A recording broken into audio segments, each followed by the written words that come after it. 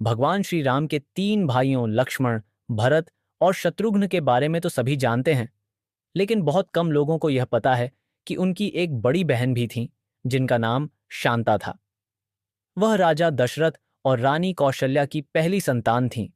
यद्यपि वाल्मीकि रामायण में उनका विस्तृत उल्लेख नहीं मिलता, लेकिन लोक कथाओं और कुछ अन्य पुराणों में उनकी कहानी का वर्णन है। जन्म और दत्तक पुत्री बनना। शांता का जन्म राजा दशरथ और कौशल्या की पुत्री के रूप में हुआ था। वह हर कला में निपुण, वेदों की झाता और अत्यंत रूपवती थीं। उसी समय अंग देश के राजा रोमपाद और उनकी पत्नी वर्षिणी संतानहीन थे। वर्षिणी रानी कौशल्या की बहन थीं। एक बार जब राजा रोमपाद और वर्षिणी अयोध्या आए, तो उन्होंने राजा दशरथ से अपनी संतानहीनता का दुख व्यक्त किया।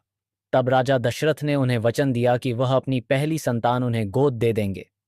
अपने वचन का पालन करते हुए राजा दशरथ ने अपनी पुत्री शांता को राजा रोमपाद और रानी वर्षिणी को सौंप दिया। इस प्रकार शांता अंग देश की राजकुमारी बनी और उनका पालन पोषण वहीं हुआ। आशी ऋष्य श्रृंग से विवाह। राजा रोमपाद के राज्य में एक बार भयंकर अकाल पड़ा। प्रजा त्राही त्राही कर उठी। तब राजा ने विद्वानों से इसका उपाय पूछा। उन्हें बताया गया कि यदि विभांडक अर्ष के पुत्र ऋष्यशृंग, जो एक महान तपस्वी थे, अंग देश की धरती पर कदम रखेंगे तो वर्षा अवश्य होगी और अकाल समाप्त हो जाएगा। आशी ऋष्यशृंग को राज्य में लाना एक कठिन कार्य था, क्योंकि उन्होंने कभी किसी स्त्री को नहीं देखा था और वे सांसारिक मोह माया से दूर रहते थे।